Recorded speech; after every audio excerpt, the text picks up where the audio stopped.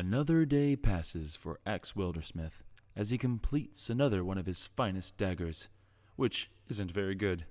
Ike rolls into town after being gone for years, out to make something of himself with his finest brews, which are actually really good. Lennox, having run out of corn, comes into town to make a trade with his wooden ducks, which are actually worse than Axe's daggers. Jan, a cleric sent on a holy mission to find a weapon of great power after hearing of its possible existence here locally. Meeting up with Lennox and heading to the tavern, Jan offers to buy him a drink.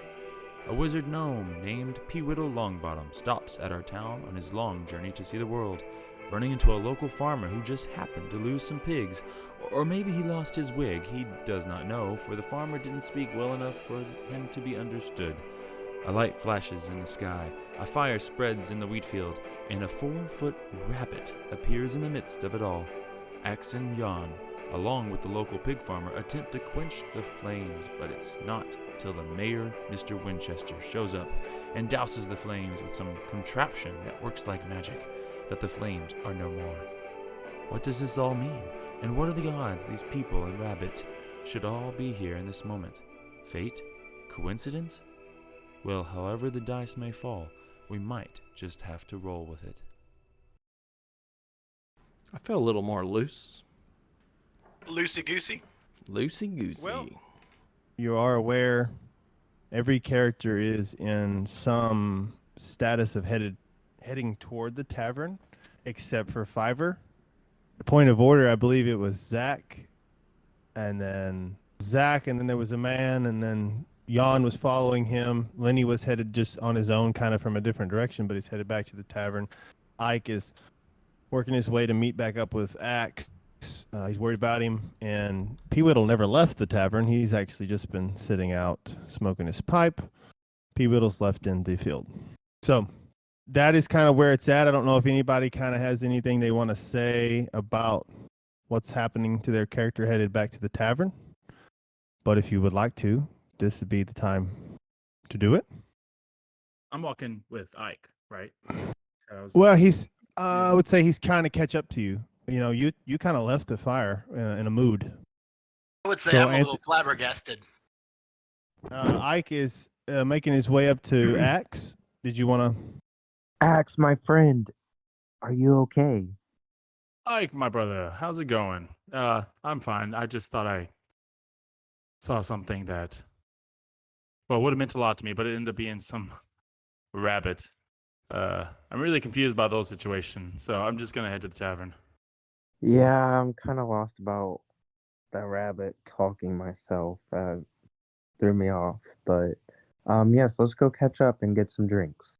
All right, let's go.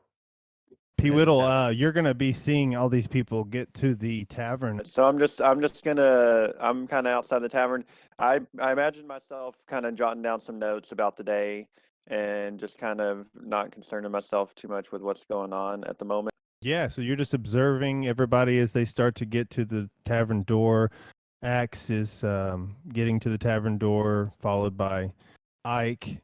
Lenny and Jan, if y'all don't have anything, do y'all want to chime in here before we go in?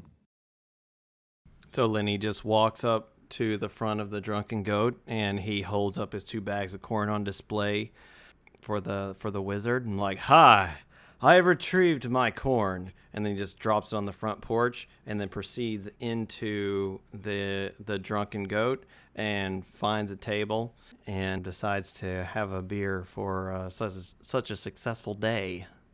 All right. Well, as the man enters into the tavern, he walks up to the tavern keep, the guy behind the bar, and he mumbles something to him, and he turns to the group of you as you kind of enter in different ways and in different times, and he just kind of motions y'all to the back room, and he'll say, if y'all would join me in the back room, I would like to discuss some things that are happening here.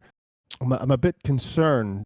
Beer's on me, ale's on me, and if you'd like a snack, I'm sure the tavern maid here will help you with that. But if you would just make your way to the back room, there's some things I'd like to discuss. Oh, Ike, do you want to go? Let's take Can we Lance and trust head this back. guy? I feel like we should. Well, it's been a while since I've been there, so I will trust Axe, and I will go with them. And at that time, the man sees Ike, and he says, "Ike, my boy, it has been a long time. I heard that you were going to be making your way back to town. Welcome. I have heard awesome things about your time away and all the pride that you bring to Winchesterton Fieldville. It would be an honor if I could buy you. Honestly, you probably would make a better ale than us. But would you please join us in the back Yeah. room?" I will join. I'll join. Axe, come on. Let's get this over with so we can drink to our heart's delight. I down the one I have in my hand, and then I like, all right, let's go. And everything's Well, just Ash- kind of jingling because I'm still wearing the belt of knives, you know? It's just kind of making a racket every time I move. Well, I'll certainly join. My priesthood has nothing against a ale or two, or three or four, maybe more. Only the finest ale for my guests. So, as Lenny is following closely behind everyone else in the direction they're walking, he spots the barmaid, and he turns and he looks at her and he says, "Barmaid, your hips to waist ratio appears acceptable for breeding offspring. If you accept, I shall mate with you." Oh my god. Let's roll some dice. What do you think about that? Okay. Roll some roll some persuasion. So 18, so 17 total. Lenny, my Okay. boy. Yeah. Oh my. What muscles you have. Yes. Not only am I pardon, physically fit, but I am the smartest barbarian from the north. I will give you good offspring. She motions to the wooden duck that's on display over the bar. And she says, "You wouldn't happen to be that gentleman came in. My other barmaid just told me that a gentleman that looks your description brought that wonderful piece of art in yesterday." Yes, that was me. It took me 1 hour to craft such a beautiful duck. She swoons. P. Whittle hasn't told me what he's doing. Is he staying outside? If you would allow me to split parties a bit. Well, Giblet, I guess we better go see what everybody was on about down there. And I'm imagining he still sees a faint light of burning possibly in the distance. And so I would like to make my way kind of towards the fire at this point. Sounds good. So as everybody else enters into the private room, the man turns and he takes the two large doors to the room and he closes them. And as he closed them, we're going to cut over to Fiverr in the field. Yeah, so as the airship was going crazy, I said some of the items were falling off, and that led to a vicious cycle of me attempting to save them. And as I tried to save them, I got more out of control. So that was kind of the thing. So some of those items are out in the field, and then whatever was on the airship that I was on, some of those possessions were mine. Some of them might not be completely mine. So yeah, I'd like to start searching for as many of those as I can comment. Yeah, roll a d10. We'll see and I'll tell you what you find. 7. A 7. Okay. So a 7, you find a pair of goggles that allow you to see 60 feet in the dark. So essentially dark vision. Dude, that's nice. I don't have dark vision as a rabbit. All right. So right now I need you to roll a d20 to see if you trigger danger. If you roll a 1, if you roll anything but a 1, you're good. You can continue searching. 13. Good. So if you want to continue searching, roll another d10. Yes. 7. So what I'm going to do, since you rolled a 7, you roll a 7 again. I'm going to go to the next highest tier. So you triggered a number 8. You found a chamber pot. Oh, And, When you gotta go, you gotta go. and but it's a chamber pot that shits gold. Once a day, when you take a shit in it, you can pull a lever, and the 3 runes that are on the outside of the chamber pot will rotate for a chance. It has a chance to produce 1 gold piece. So now, if you need to roll a 4 or higher on a danger scale, a danger dice. 20. Perfect. Ooh. Are you searching a 3rd time? Yeah, could I get some clarification of what he would know? Is there a danger that Fiverr would notice? So the way I pictured it, you're in this field. Obviously, there was a ruckus that occurred from the crash.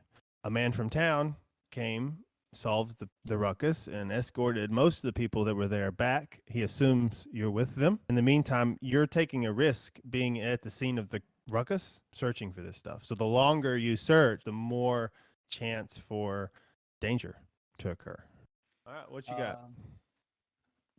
6. You find the dusty shoulder pads. These are the shoulder pads that once per day, if in battle you brush the dust off of them, you get a +2 to your AC for 1 minute. So now you must roll a 7 or higher. 11. Good job. Are you going to search again? Oh yeah, he's gonna keep going. All right. 6. Okay, so the next highest is going to be number 9. Number 9 is the book of very short stories. So the reader and anyone who hears the story regains 1 hit die of health if the reader's performance roll beats a DC 10. So they'll have to roll to see if they performed well. So you now have the book of short stories, and you need to beat a DC 10 danger roll. I did not. I rolled a 4. As you're searching you're searching and you find this book of short stories, and you're opening it, you're thumbing it, your ears begin to tingle as you sense Oh, hair trigger. Yeah. hair trigger. As you sense the danger, and I want you to roll a dexterity against my dexterity. 15. At the last second, your ears perk up and you gain this feeling that something's hurling your way, and you just dodge a net that has been shot to capture you, and you hear, well, what do we have here? Boys, I think we got us something peculiar. And you look and you see a short-statured, very thin, very wiry, crippled man who's got a limp. He's not moving around too fast, but he is accompanied by 2 very large, thug-like, muscled. They have like a vest on, but the sleeves are torn off. Henchmen. They're accompanying him. What do you do? Oh, good sir. It seems you've lost your net. Kind of like gesture to like give it back to him. He nods to the guy beside him as he reloads his contraption that he shot at you for the first time. And he said, we have quite the wise man here, boys. And he fires again. Let's see a dex save. Okay.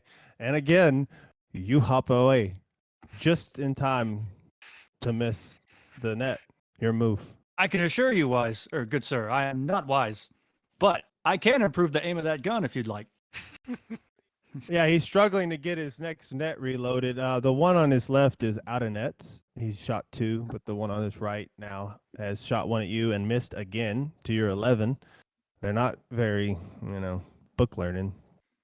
The one that's struggling to pull his weapon out. I point my pistol at him and Yeah. tell him, you're going to have to be faster than that, good sir. The little man speaks. The big guys don't speak much, but the smaller guy in front, he goes, listen, little man.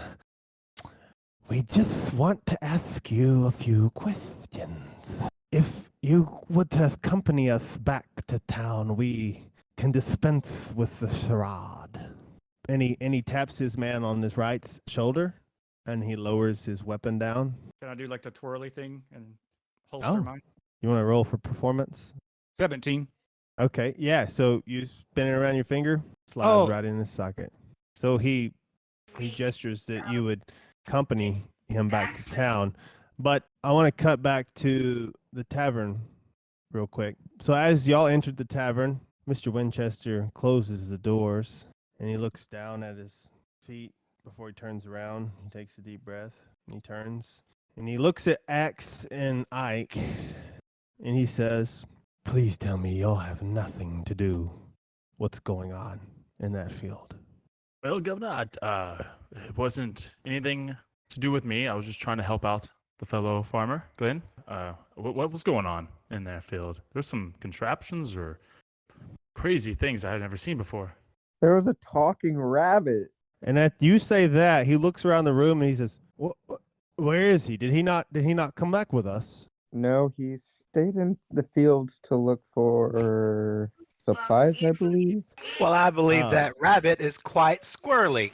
Axe is just Go kind of for looking down, embarrassed because he mistaken a rabbit for his wife that has been missing for a couple of years, and he feels ashamed of himself. Lenny, Yeah, so Lenny looks up and he's like, "Tell us, Winchester, why have you brought us here? The rabbit is no concern of mine. By the way, do you think chickens like corn?"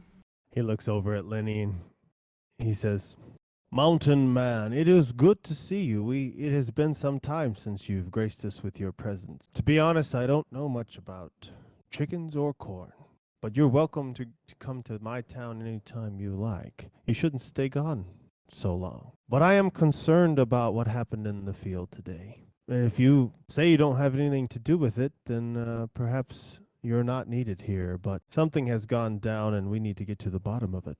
Let's go back out there and find that 4-foot furry friend. Get him. Oh, just give me 1 second. I believe I have control on this town. So he opens the door and he leans his head out and says something to the bartender. If y'all would like to roll for perception and see if any of you heard what he said.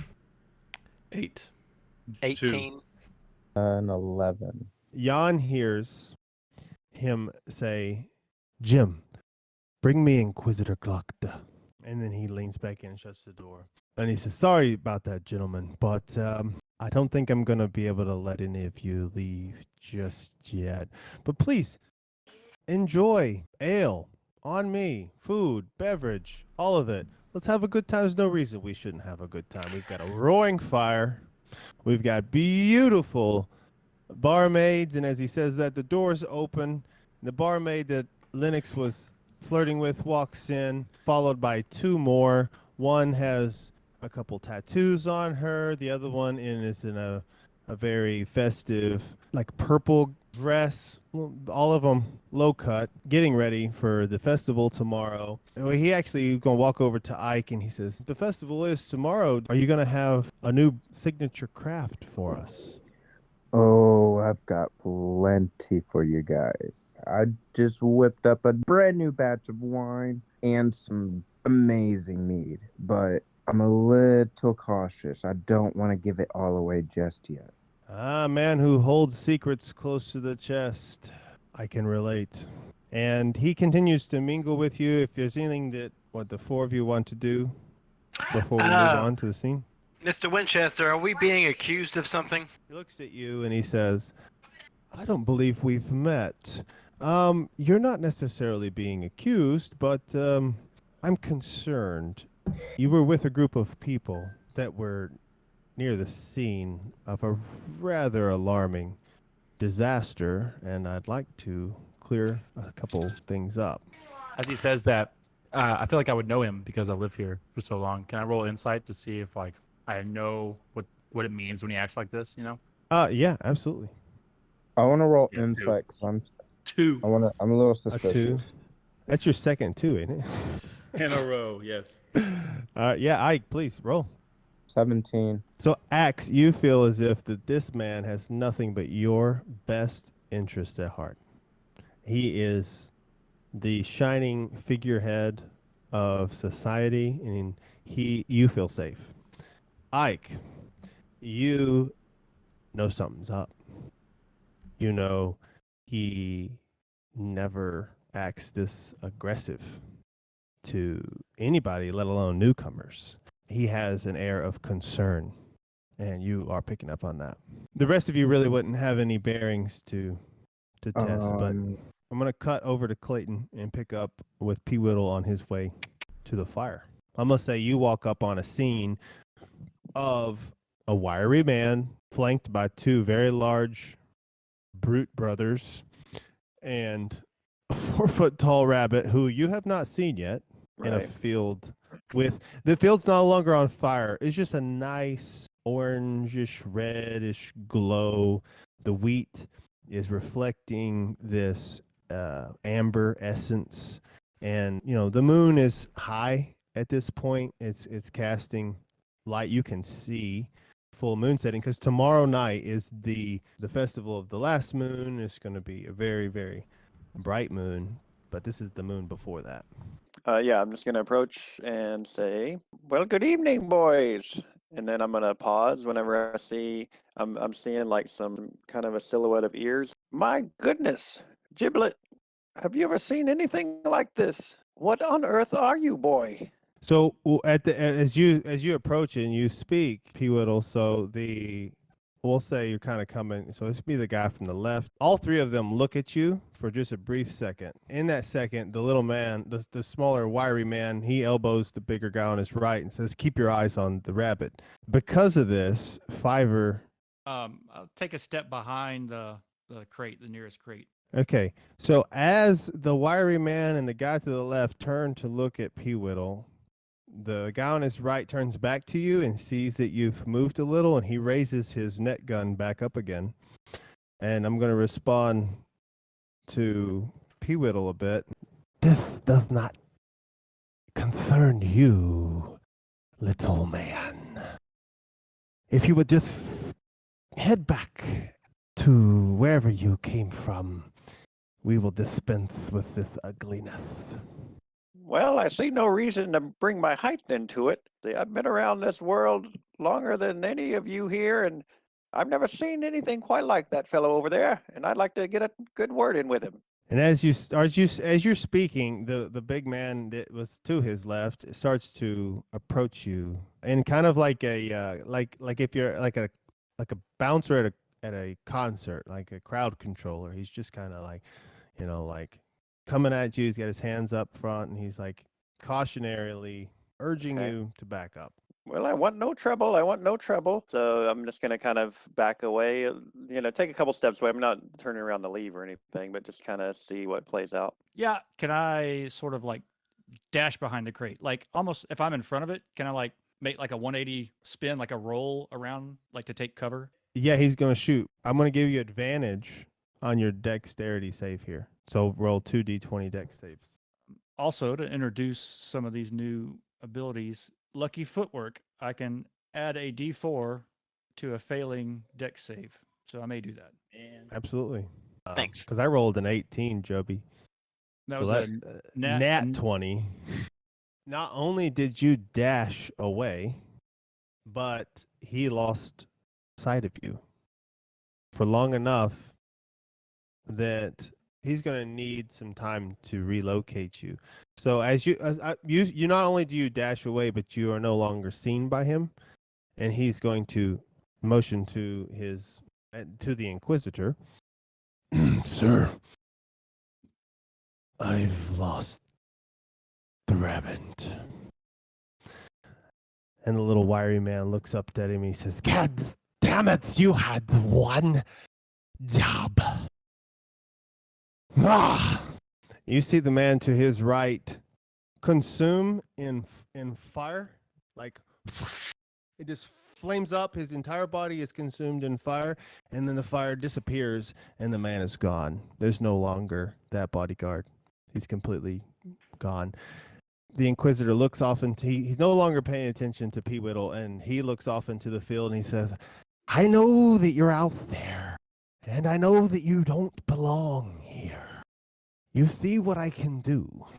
I would suggest that you come in quietly and cooperatively. I do not have the patience today." I want to cut back to the group in the tavern. I wanted to say something since last week I didn't get to flesh out my character more because of just the cutting out and everything. But I was going to say, like, look, Axe has lived here for a long time. Everybody knows about his history, who's lived here, especially the governor, how he lost his wife a couple years ago due to some incident. Everybody put it off as a wolf incident, but he knows it's something more, but he can't figure out what it is. But if you see him, you will notice that he's shaken up a bit still, even though it's been a couple of years, kind of like a haunted man who sees things and whatever. And he finally just kind of snaps a little bit, and he walks up and says, "Winchester, listen to me. I know that I saw her when I went out to that field earlier. I don't know what's going on here, but you know me, and I have nothing to do with this." He says, "Now get out of my way, because I'm need to go home."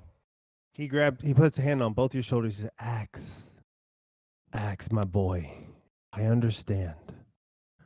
Do not be concerned. I understand your pain and your loss. We're going to get to the bottom of this. But right now, I need all the details. Let my Max men is do going their to put work. his hands on his shoulders to push him off, but he's having a lot of emotion on right now. He doesn't know what's about to happen, but as he pushes him off, he accidentally triggers Gust, which is as he pushes Ooh. him, he sends him back 5 feet or something. So he accidentally, as he pushes him, gives a little bit more than he thought, and it's just it's a medium or Is there- smaller creature. I think he's a He's medium. considered medium. Yeah. Is there a save for that? Pushed up to 5 feet away. No, So he gets pushed away. I saw Winchester. I didn't mean to. I don't know what's. And he just runs out the door. Okay. Before you get to the door, let's cut back to the field.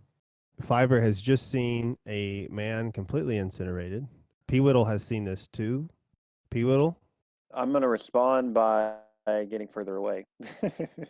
Yeah, I don't really have a dog in the fight, so I'm gonna back up spatially, maybe 100 feet away at this point. Yeah, Just I keep kind my of distance. imagined that you were a decent space off, kind of not shouting, but raised voice to be able to talk to him. I do want to kind of go back and mention that the guy, he has a cane with him, and when he incinerated that guy, he slammed the cane down out of frustration, and then the man burst into flame because we have in canon said that there's no real magic. It's mechanical means in this town, and this man is an inquisitor, as you've heard the bodyguard say. I would like to respond. Whoa, buddy. Hey, I'll cooperate, but I can't promise that I'll be quiet. The inquisitor, he grabs a hold of his guy to the left and he yanks him down to get his attention back at you. And when he turns, he fires the net one more time. Before the scene ends, you see a net headed towards you. Roll for dexterity, but don't tell us what it is just yet. So P. Whittle, you're going to leave the scene. Where are you headed?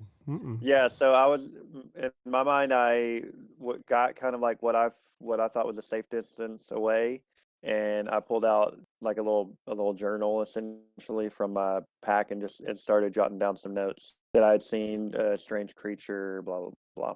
So Okay, but you're kind of so I'm curious enough that I want to stick around, but I don't want to get tangled in what's happening. Yeah, I'm 3'5", and it's a Yeah. field, so I'm probably from that distance. I'm probably decently not Okay. seen very well from that far, but yeah, I want to be about 120 feet out. all of what's happened in the field has happened at the same time. Everybody was headed back to the tavern and entered the tavern and got in the tavern and had their back room experience.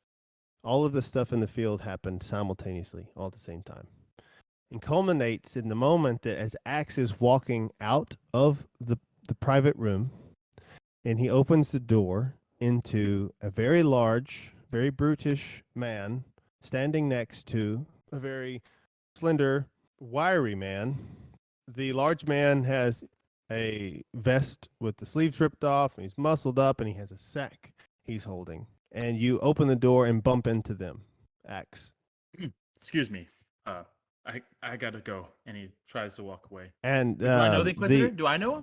So do I know him? Because you know that he works for the mayor. I know of him. He's a man. Oh, okay. Yeah, I mean he's yeah. not Let me roll for insight. Let me see if I know what kind of man this is just by how I've seen him with my insight. Oh, so you know what I mean? you're rolling kind of Because retroactively. my reaction to seeing him would be based on how I perceive him. Roll Dang. insight. 7. 7.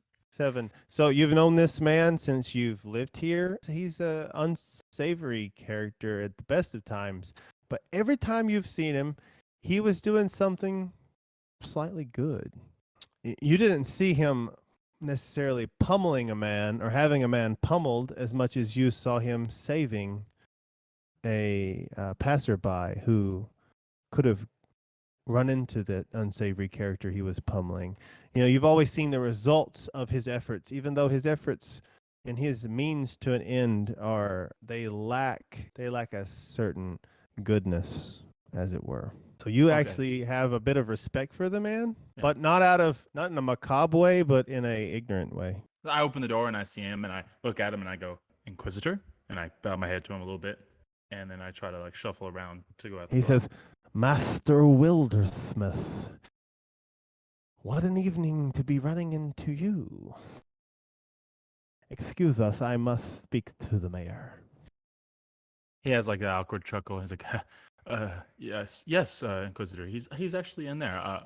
I'll be seeing you at the festival tomorrow, right? Uh, Not if I can help it, no.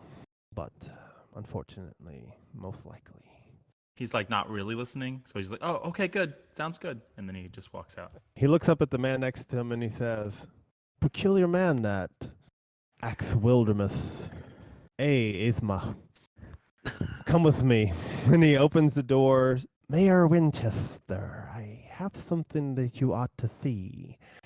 And he motions to his bodyguard, and the bodyguard sloughs a sack off his shoulder, and it thuds to the ground, and you hear, you just hear, like something's in that sack. Joby, reveal to us, please, the dexterity save. 12. You dodged. What you saw was a net that whizzed by your head into the wheat behind you, because what you didn't perceive earlier was a creature stalking, and before it was able to pounce, the net grabbed hold of it. Inside the net was a hairy, four-legged like beast that you've never seen anything like this. And the big man runs over and he grabs hold of the net and he picks the net up really quick and he shoves it in the sack. And you hear the Inquisitor say, "Good man, Ithma. Bring it back to me." And he looks at Fiverr and he says, "And as for you, I suggest you either get lost or you come with me. But I wouldn't go into those woods if I were you." Roll perception to see if you saw anything getting, like what you could make out from the bag, from what was getting stuffed into the bag. Is that your perception check? Yeah, 10. Okay, so you roll a 10 perception. So you did see that, it was like what I said, it was a four-legged type creature. It was growling and it was struggling against the net, but it was caught in the net and he put it into the sack and took it back. So as all that happens, they're going to leave you. So I'll leave you to what you want to do. He's going to walk back to the tavern and where he's going to meet up with the mayor. But I've described that happening, but P. Whittle, you're going to witness all of this. Okay. Well, I mean, yeah, I want to walk over and see if I can find the rabbit. Yeah, so as the Inquisitor and his Yzma henchman with canvas over his back make their way back to the tavern, you approach Fiverr. Hello there. My name's P. Whittle Longbottom. I mean you no harm. I've never seen a creature quite like you. Come on out. No, I'm fine here, thank you. Well, what can you tell me of yourself, boy? I'm a wizard. I'm a wizard here, traveling. What brings you here? I'm a wizard traveling here also.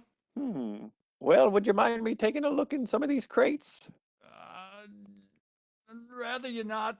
Well, if we're gonna get to know each other, you might have to step out from behind the box there. Can you tell me where I am? Is this River Shield? Is this Aris? I'm a little confused here. I don't know. I'm not familiar with those names. I'm a traveler. I believe this town is called Winchesterfinville. Is that near Mildrelund?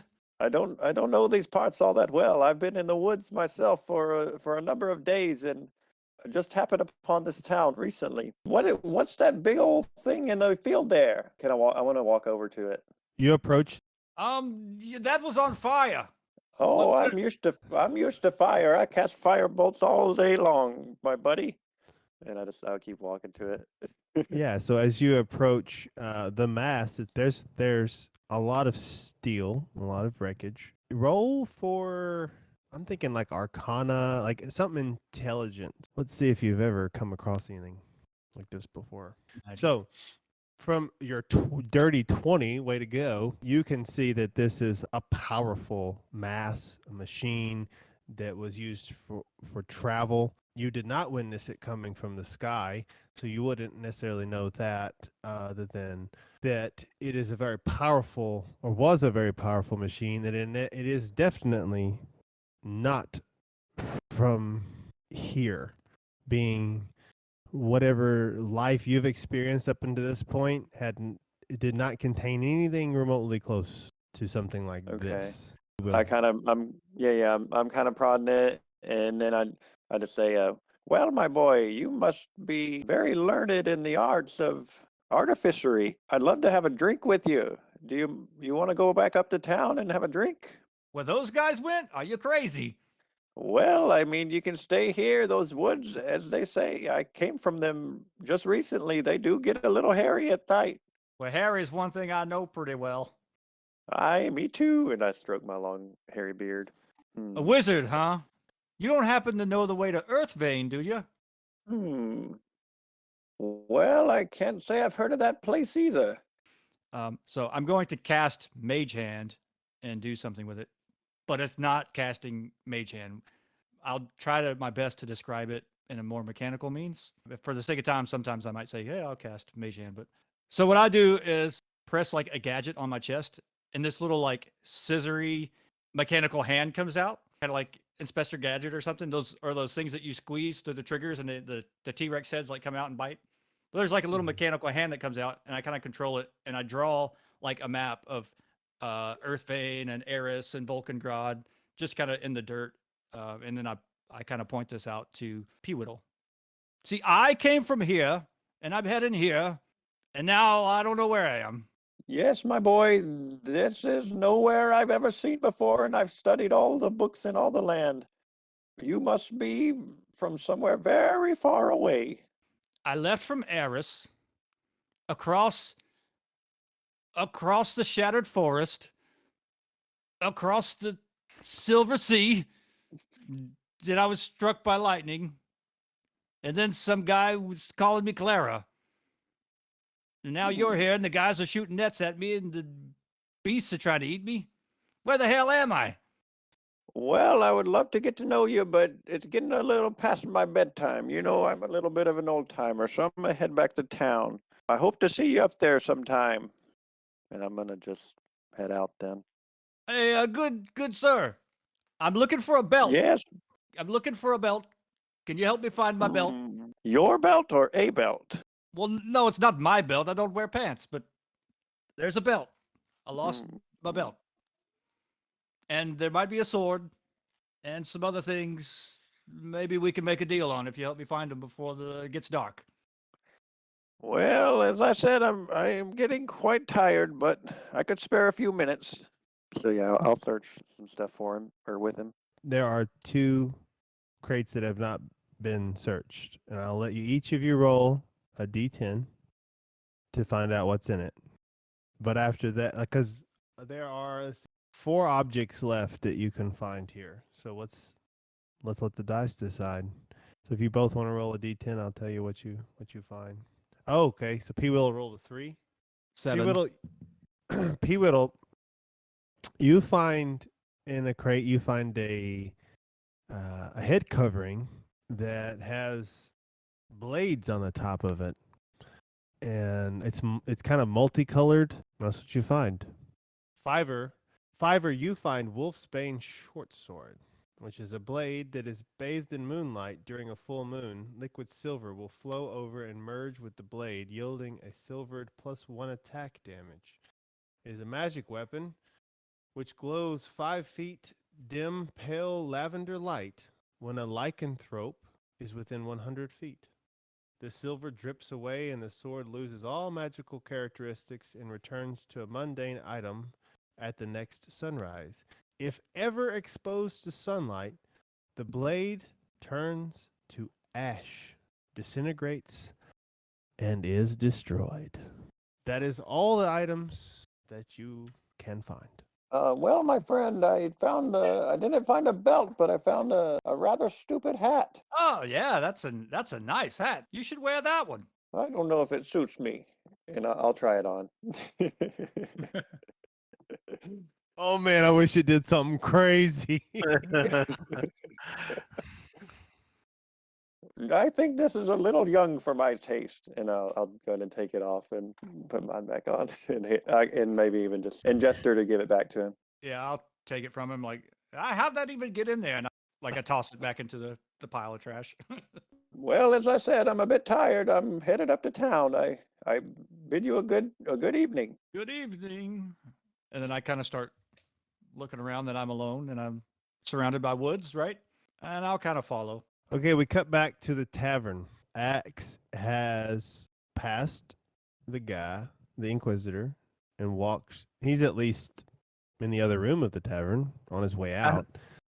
The Inquisitor has revealed his bag of a creature that I want your characters do not know what's in there. You and Lenny and Axe and Ike, you do not know what's in that sack, but you do know that this man was sent to get the rabbit. So we're cutting back to the tavern, and the man says to the Inquisitor, who has just dropped the sack on his floor, he says, "Inquisitor, oh, how is always a delight to see you. What is it that you have dropped at my foot today?" And he bends down to open the sack. Is this thing like dog sized? About I imagine about that 4 feet. the 4 feet. That's fairly large. Oh, it was a large man holding the sack. Yeah. Well, at this point, Lenny suspects nothing. He's having a great time with the females. He's drinking. Real quick. He's taking Lenny shots. and Jan need to roll a Constitution roll. Okay, Constitution. Both of you. And Ike, I don't know. I assumed you've been partaking. 12 Anthony. total. Yes, I have 19. been. I'm going to say that Jan has he's been nursing it, He's that guy.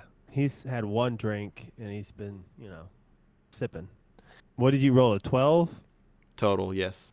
Yeah, so you've had a couple, but, you're holding, you're tipsy, but you're just right. I rolled a 4. You're gone, bro. You're gone. Anthony he's been sneaking well, I'm going to let him, what have you been drinking?